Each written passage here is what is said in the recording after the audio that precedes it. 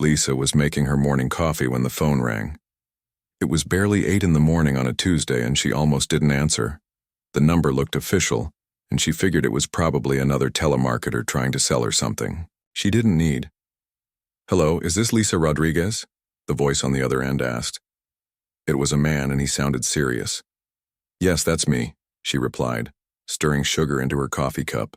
"Mrs. Rodriguez, this is Attorney Johnson from Henderson Law Firm. I'm calling about your ex-husband, Michael Torres." Lisa's hand stopped stirring. She hadn't heard Michael's name in years. They'd been divorced for 8 long years and she'd worked hard to move on with her life. "What about him?" she asked, feeling her stomach tighten. "I'm very sorry to inform you that Mr. Torres passed away 3 days ago. He had a sudden heart attack." The coffee cup slipped from Lisa's hand and crashed to the kitchen floor, sending hot liquid everywhere. She was only 45 years old, and Michael was just 52. How could he be dead? "Are you there, Mrs. Rodriguez?" the lawyer asked. "Yes, I'm here," she managed to say, staring at the mess on her floor. This is such a shock. I understand this must be difficult news. However, there's something else I need to discuss with you. You're named as the sole beneficiary in Mr. Torres's will." Lisa sat down hard in her kitchen chair. "That can't be right. We've been divorced for 8 years. He remarried. His wife should inherit everything, not me." "I understand your confusion," Attorney Johnson said gently. "But Mr. Torres never updated his will after your divorce. Everything he owned now legally belongs to you. We're talking about his house, his bank, accounts, his investments. The total value is approximately $2.3 million. Lisa felt like she was in some kind of strange dream. $2.3 million?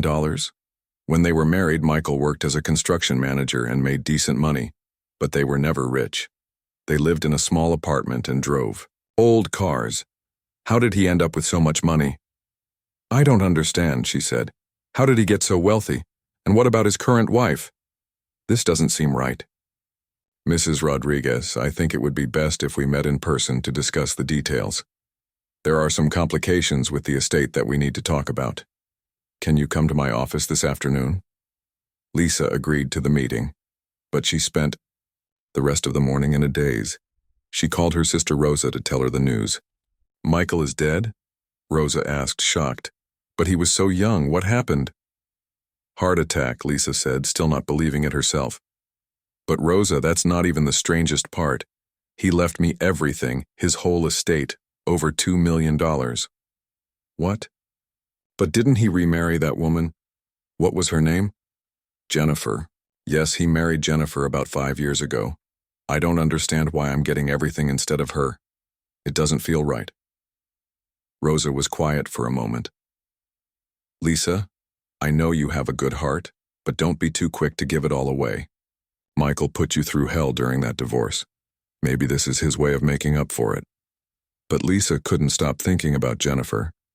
She remembered meeting her once, briefly, at a coffee shop about 6 years ago. Jennifer seemed nice enough, and Lisa had actually felt relieved that Michael had found someone. It meant he would stop calling her, asking if they could try again.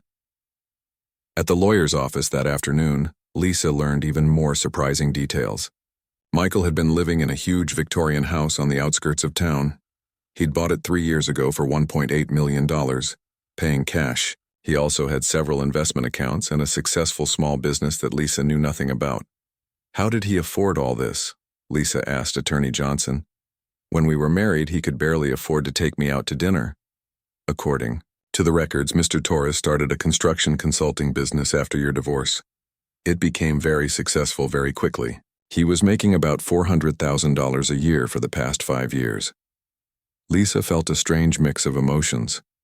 She was happy that Michael had done well for himself, but also hurt that he'd never shared any of this success during their marriage. Maybe if they'd had more money, less stress, their relationship might have worked out differently. "What about his wife?" Lisa asked. "Where is she living now?" Attorney Johnson looked uncomfortable. "That's one of the complications I mentioned, Mrs. Torres, Jennifer. She's still living in the house. She has nowhere else to go. Legally, you could ask her to leave immediately, but..." But that would be cruel, Lisa finished. She just lost her husband, and now she's losing her home too. Exactly. There's something else, Mrs. Rodriguez. Jennifer specifically asked me to tell you that she understands the situation and doesn't want to fight the will. She said she always knew Michael never updated it. She's hoping you might consider letting her stay in the house for a few weeks while she figures out what to do next. Lisa's heart went out to Jennifer. Losing a spouse was hard enough without becoming homeless at the same time. Of course she can stay. I'm not going to throw a grieving widow out on the street. There's one more thing, the lawyer said, and his tone made Lisa nervous. The house, it's not empty. Besides Jennifer, there are other people living there. Other people? Like roommates? I'm not entirely sure of the situation, Attorney Johnson admitted. Jennifer was somewhat vague about it. She said there are children living there, but she didn't give me details. She seemed stressed when I asked about it. Lisa felt more confused than ever. Children? Michael had never wanted kids when they were married. He always said children were too expensive and too much trouble. Why would he have children living in his house now? I think I need to see this house for myself, Lisa said. Can you give me the address? The lawyer handed her a piece of paper with the address written on it. Mrs. Rodriguez, perhaps it would be better if I called ahead and arranged a meeting. No, Lisa said firmly. This is my house now, apparently. I think I have the right to see what I've inherited. The drive to Michael's house took 45 minutes. Lisa had never been to this part of town before. The houses here were huge and expensive-looking, with big yards and fancy cars in the driveways. She couldn't believe Michael had been living like this while she was still struggling to pay rent on her small apartment. When she finally found the address, Lisa sat in her car for a few minutes, just staring at the house. It was even bigger than she'd imagined. 3 stories tall, painted cream with dark green shutters, surrounded by beautiful gardens. It looked like something from a magazine. As she walked up the long driveway, Lisa noticed something strange. There were toys scattered across the front lawn, a red bicycle lying on its side near the steps, a soccer ball stuck in the bushes, jump ropes hanging from the porch railing. She could hear voices coming from somewhere behind the house. Children's voices, laughing and playing. Her heart started beating faster. What was she about to discover? Lisa took a deep breath and knocked on the front door. She could hear footsteps inside, then the door opened. Standing in front of her was a teenage girl, maybe 17 or 18 years old. She had dark hair pulled back in a ponytail and was wearing jeans and a t-shirt. But what made Lisa's breath catch was the girl's face. She looked exactly like Michael. The same green eyes, the same stubborn chin, the same thick eyebrows. You must be Lisa, the girl said calmly, as if she'd been expecting her. I'm Katie. Please come in. We need to talk. Lisa stepped into the house, her legs feeling shaky. The teenage girl who had answered the door led her into a spacious living room with high ceilings and expensive-looking furniture. But what caught Lisa's attention wasn't the fancy decor. It was the children. There were kids everywhere. A little boy, maybe 4 years old, was playing with toy cars on the carpet. 2 girls who looked like twins were sitting at a table doing homework. A boy about 10 years old was reading a book in a corner chair. Another teenager was helping a younger child with what looked like a puzzle. They all looked up when Lisa walked in, and she felt her heart skip a beat. Every single one of them had Michael's features. The same green eyes that had once looked at her with love during their marriage. The same thick, dark hair. The same nose and chin. How many of you are there? Lisa asked quietly, almost afraid to hear the answer. 7, Katie said, the girl who had opened the door. 7 of us live here. Well, 8 if you count baby Alex, but he's only 3, so he doesn't really understand what's happening. Lisa sank into the nearest chair, feeling overwhelmed. 7 children. All of them looked like Michael. The math was starting to make sense in the worst possible way. Are you all? She started to ask, but couldn't finish the question. His kids? Yes, Katie said matter-of-factly. Our father, though most of us didn't know about each other until a few years ago. The room became very quiet. Even the little ones seemed to sense that something important was happening. Lisa looked around at all their faces, trying to process what she was seeing. "Where's Jennifer?" she asked. "In the kitchen, making lunch," said one of the twins. "She's been really upset since Dad died. She cries a lot." Katie shot the younger girl a warning look. "Mia, why don't you go help her? Take Tommy with you." The girl and the little boy with the toy cars got up and left the room. "They don't understand everything that's happening," Katie explained to Lisa. "The little ones just know that Dad is gone and everyone's sad." Lisa felt like she was in some kind of alternate reality. "How long have you all been living here?" "It's different for each of us," Katie said, sitting down across from Lisa. "I've been here the longest, about 4 years. Jake over there came 3 years ago." She pointed to the 10-year-old with the book. "The twins, Mia and Luna, came together 2 years ago. Tommy and Alex are brothers. They've been here about 18 months. And Danny," she nodded toward the other teenager, "he just arrived 8 months ago." "But where did you all come from?" Lisa asked, though she was starting to fear the answer. Katie took a deep breath. "Different places, different mothers. Some of our moms died. Some couldn't take care of us anymore. Some just left." The weight of what Katie was saying hit Lisa like a truck. Michael had children with other women. Multiple women. During their marriage? After their divorce? Her head was spinning. "I know this is a lot," Katie continued, her voice gentle but mature beyond her years. "Dad explained that he used to be married to you. He said you were a good person and that's why he never changed his will. He told you about me?" "A little bit. He said he made mistakes when he was younger and that he hurt you. He felt bad about it." Lisa's eyes filled with tears. She'd spent years being angry at Michael for how their marriage ended.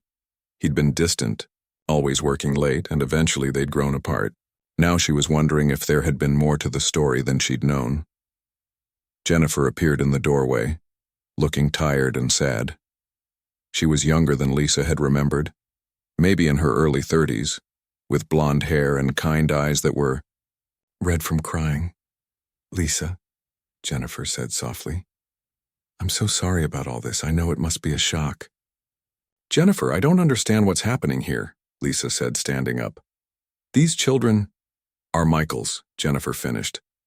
"I know. I found out about them 6 months ago." "6 months ago? You mean you didn't know either?" Jennifer shook, her head, fresh tears starting to fall. "I had no idea. We'd been married for 5 years and I never knew he had children. I thought we were trying to start a family together. I didn't understand why he kept saying we should wait." The two women looked at each other, both victims of Michael's secrets in different ways. "How did you find out?" Lisa asked. Katie called. "Me," Jennifer said, glancing at the teenager. "She found my number in Michael's phone. She said there was an emergency with one of the younger kids and Michael wasn't answering his phone. When I got here, I found all of them." Katie picked up the story. "Dad had a panic attack that day. The stress of keeping everything secret was making him sick. When Jennifer showed up, we had to tell her everything." Lisa sat back down, trying to process all this information. "So you've known for 6 months that your husband had 7 children living in your house?" "I moved to the guest house," Jennifer said quietly. "I couldn't handle living in the main house anymore. But I couldn't abandon the kids either. They'd already lost so much." "Where do you all go to school?" Lisa asked the children. "We're homeschooled." Danny, the other teenager, spoke up for the first time. "Dad hired tutors for us. We have classes every morning, and in the afternoons we do activities and chores." "Dad made sure we had everything we needed," Jake added, closing his book. "We have doctors, dentists, everything." Lisa looked around the room again. Despite the shock of the situation, she had to admit the children seemed well cared for. They were clean, well-dressed, and appeared healthy. But she could also see the sadness in their eyes. They'd just lost the only father figure most of them had ever known. "What happens to us now?" asked Luna, one of the twins who had come back from the kitchen. It was the question everyone was thinking, but no one wanted to ask. Lisa looked at these 7 children, all staring at her with hope and fear in their eyes. According to the lawyer, she now owned this house and everything in it. But what did that mean for the kids? "I don't know," Lisa said honestly. This is all very new to me. I need some time to figure things out. Are you going to split us up? Katie asked, trying to sound brave, but Lisa could hear the worry in her voice. Split you up? Send us to different foster homes, Danny explained.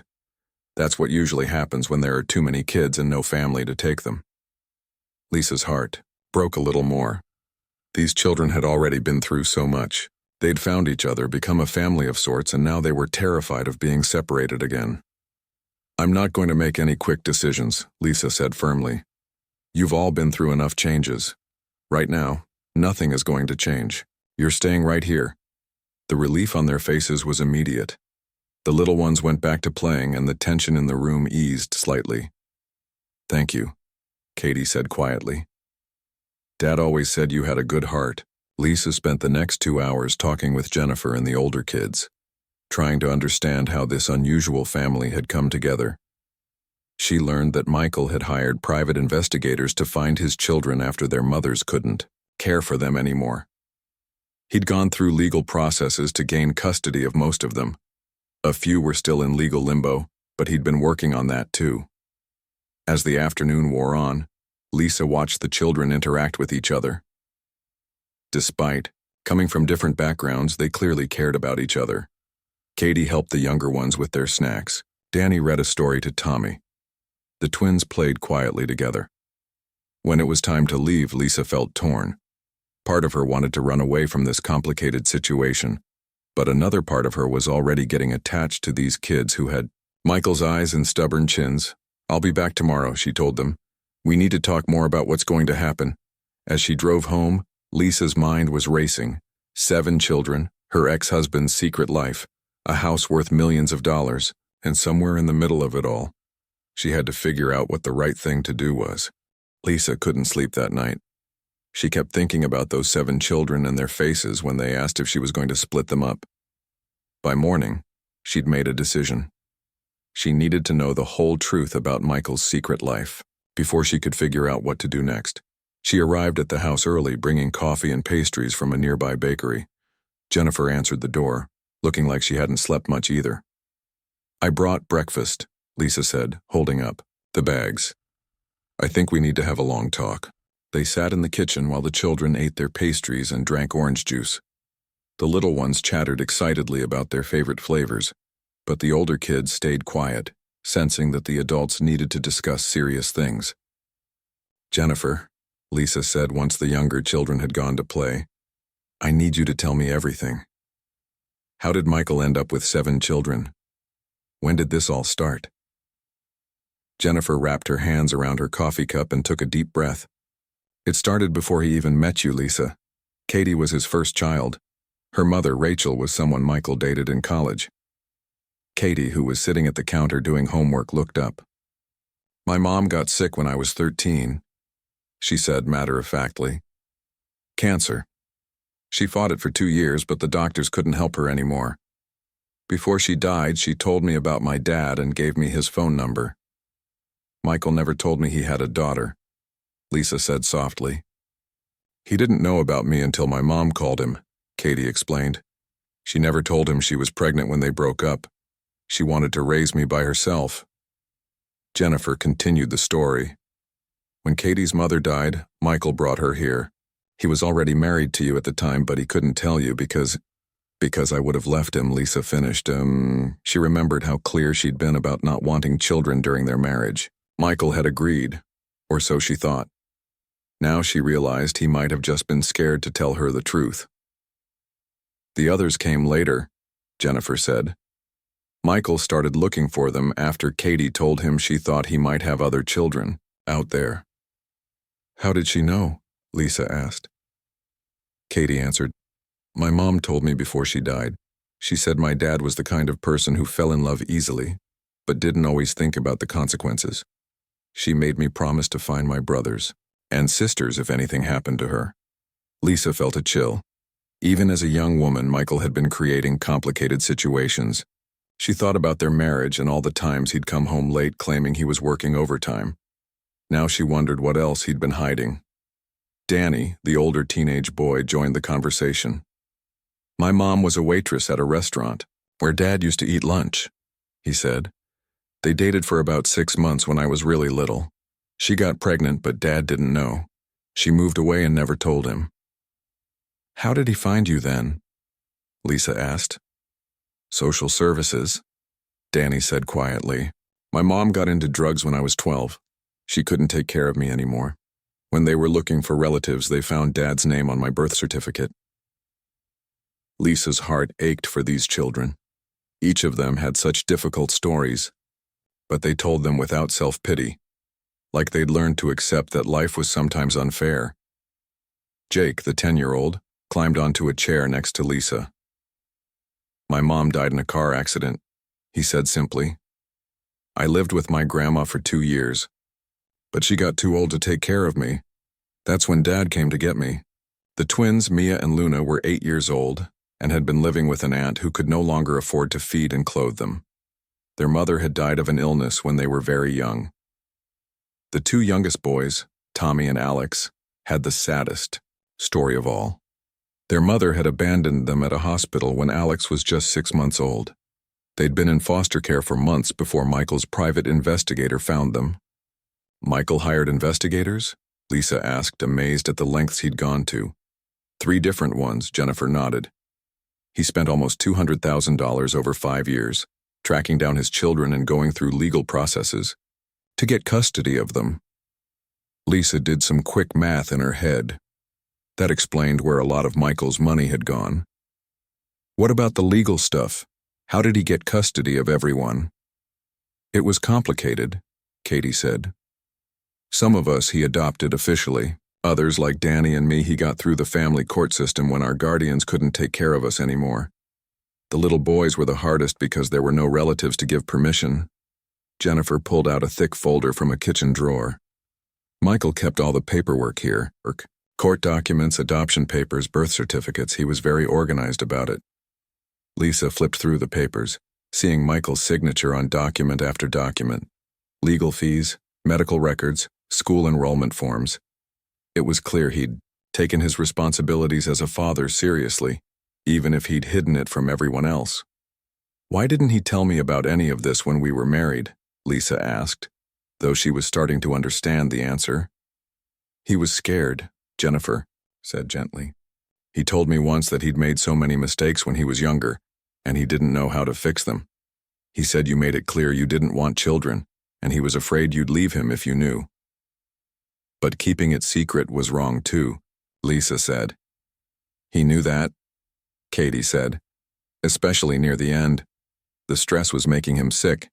He had panic attacks, headaches, trouble sleeping. He wanted to tell everyone the truth, but he didn't know how. Lisa looked around the kitchen at these children who had become a family despite their difficult beginnings. How do you all get along so well? You came from such different situations. Dad made rules, Jake explained.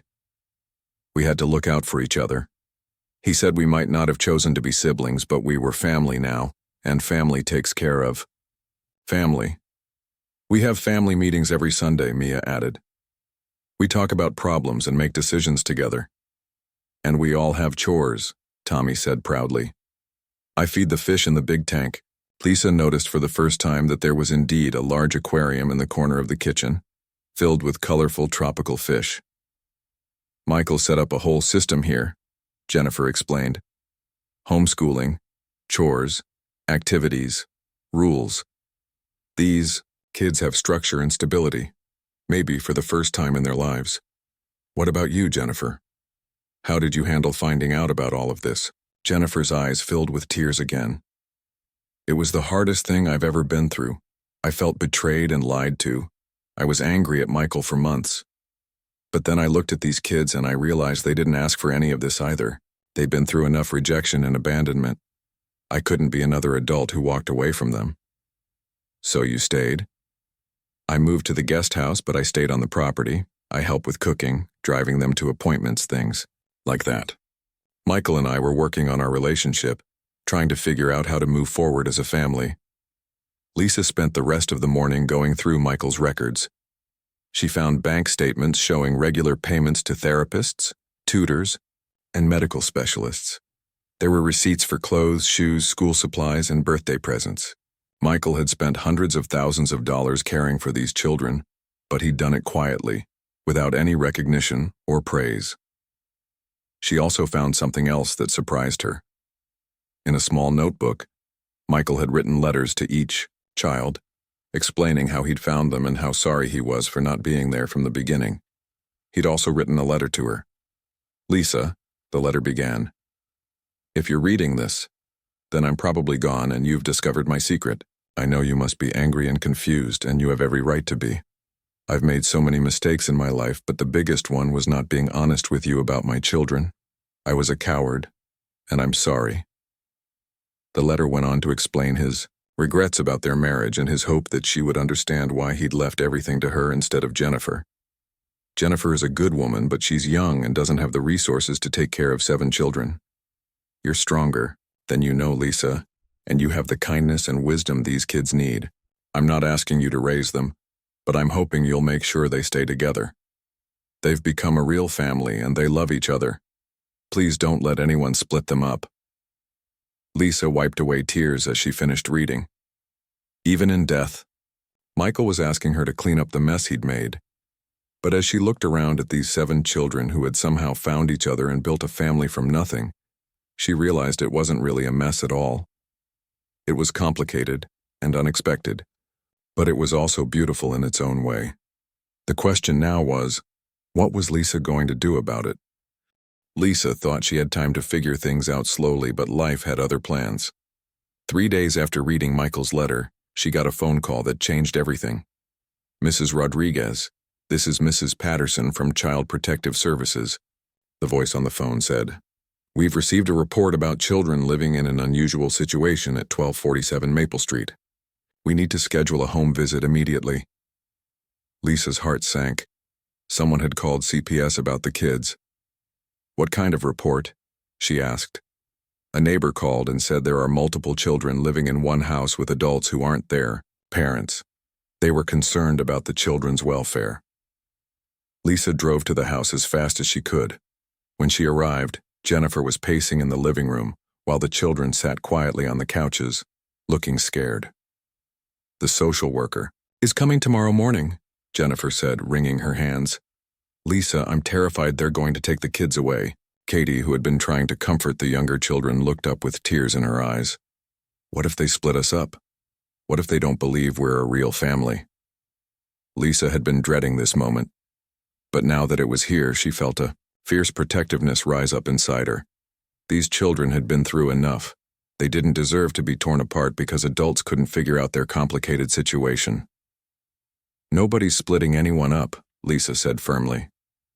"We just need to be prepared." The next morning, Mrs. Patterson arrived with another social worker and a clipboard full of questions. She was a middle-aged woman with kind eyes but a serious expression. "I need to understand the living situation here," she said, sitting in the living room with Lisa, Jennifer, and the older children. The younger ones were in the kitchen with Katie, who had volunteered to keep them distracted.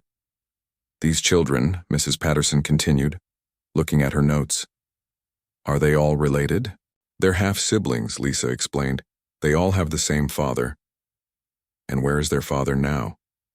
"He passed away 2 weeks ago," Jennifer said quietly. Mrs. Patterson made notes on her clipboard. "I see. And you two are?" "I'm Michael's ex-wife," Lisa said. "I inherited the house and custody of the children. And I'm his widow," Jennifer added. "I've been helping care for the children." The social worker looked confused. The ex-wife inherited custody instead of the current wife. Lisa explained about the will that was never updated, but she could see that Mrs. Patterson was having trouble understanding the situation. "It did sound crazy when you said it out loud. Mrs. Rodriguez, do you have legal guardianship papers for these children?" Lisa's stomach dropped. She'd been so focused on the emotional aspects of the situation that she hadn't thought about the legal requirements. "Not yet. I'm working with a lawyer to get the paperwork sorted out." "I see. And what about their education? Are they enrolled in school?" "They're homeschooled," Jennifer explained. "Michael hired tutors and we have a structured curriculum." Mrs. Patterson asked to see the educational materials, and was impressed by the organized lesson plans and the children's schoolwork.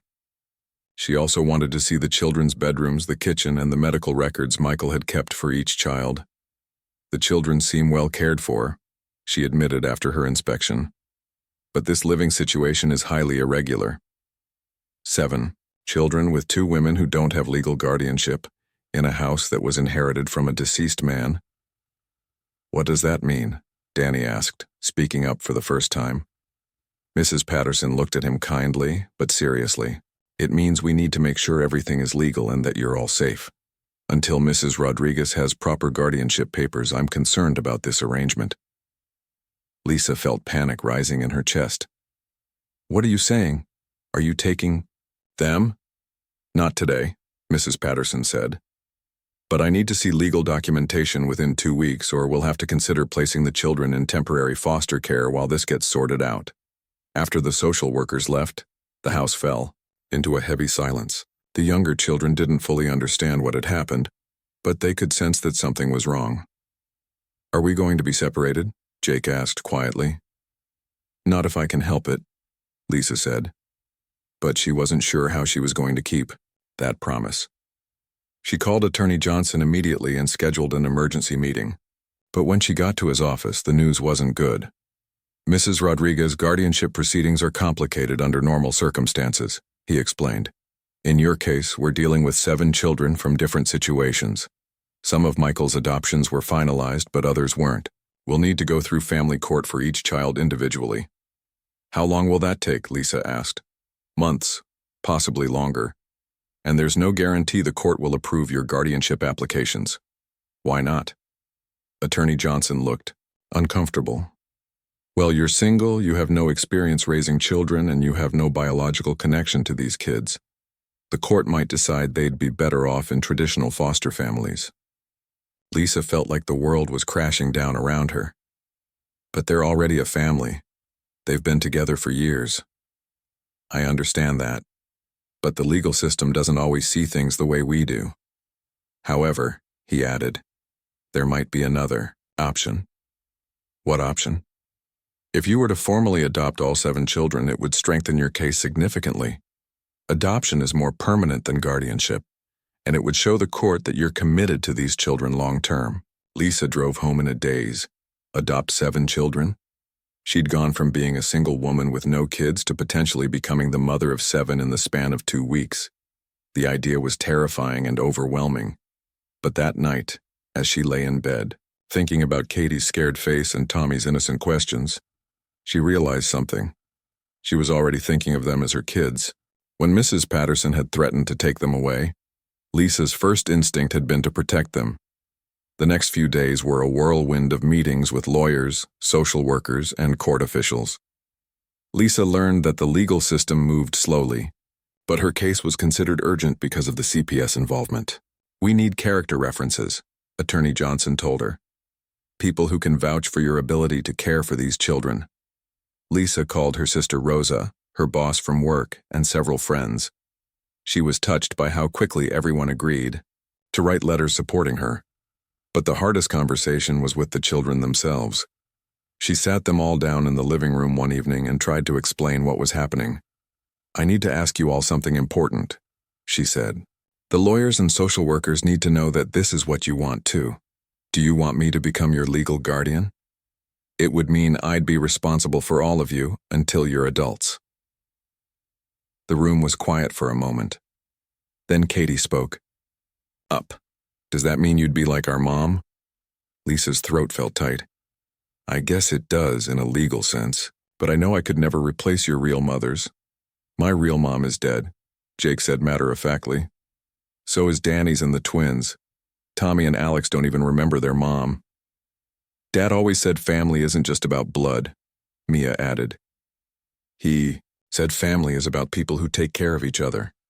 One by one, each child said they wanted Lisa to be their guardian. Even little Alex, who was only 3, nodded seriously when his older brothers said it was a good idea. But the legal battles were just beginning. 2 weeks later, Lisa found herself in family court, facing a judge who seemed skeptical about the whole situation. Mrs. Rodriguez, the judge said, looking over her paperwork, You're asking to adopt 7 children ranging in age from 3 to 18. Do you understand the financial and emotional responsibility you're taking on?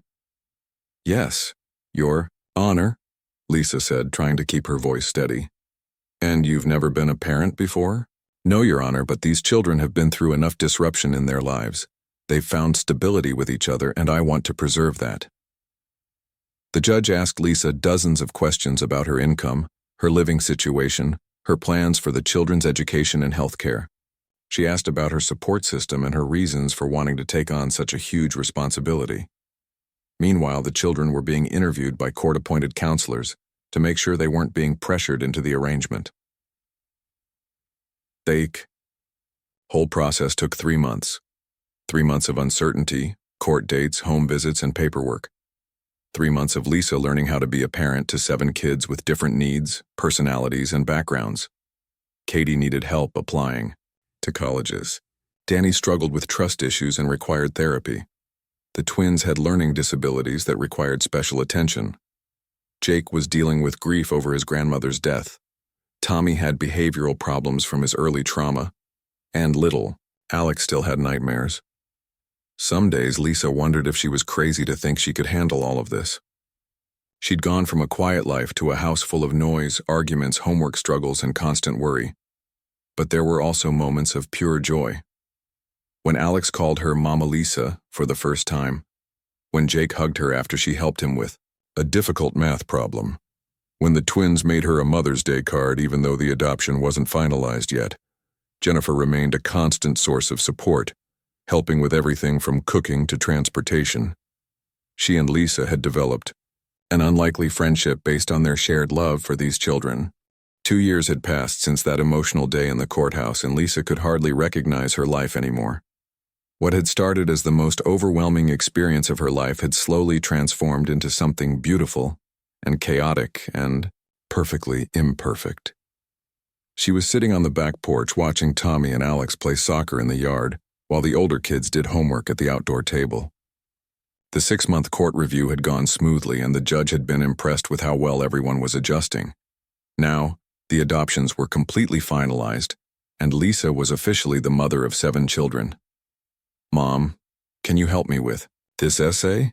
Danny called from the table. He was 15 now and had grown 3 inches in the past year.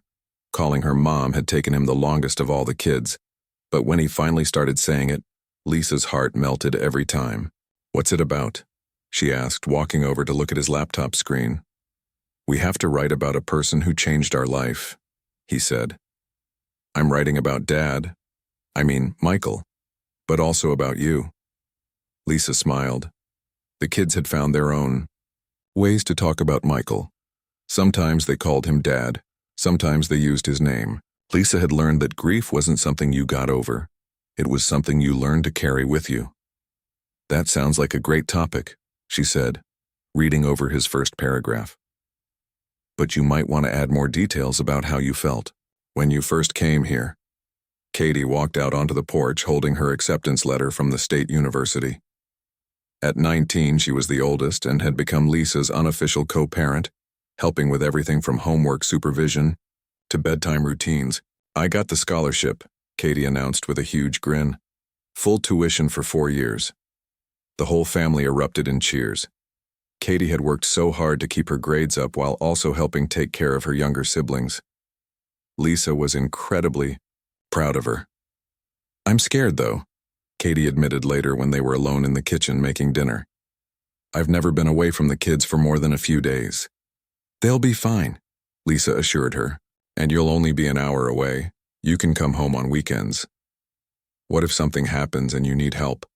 What if Alex has one of his nightmares and I'm not here to calm him down?" Lisa put her arm around Katie's shoulders. "Honey, you've been taking care of everyone for so long. It's time for you to take care of yourself. The kids and I will be okay." It was true. Those first few months after the adoption had been incredibly difficult.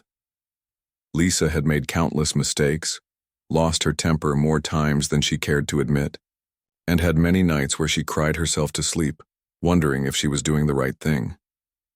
There was the time Jake got expelled from his homeschool group for fighting with another student. The time Mia had a panic attack at the grocery store because there were too many people. The time Tommy ran away because he thought Lisa was going to send him back to foster care. The time Alex got so sick with the flu that they spent 3 days in the hospital. But there had also been so many wonderful moments. Danny's first A on a math test, the twins learning to ride bikes, Tommy's first successful sleepover with a friend from their neighborhood, Alex's proud announcement that he could tie his own shoes. Jennifer had been a constant source of support through it all. She'd moved back into the main house after 6 months, taking over the guest room and officially becoming part of their unusual family. The kids called her Aunt Jennifer, and she'd become Lisa's best friend and co-parent.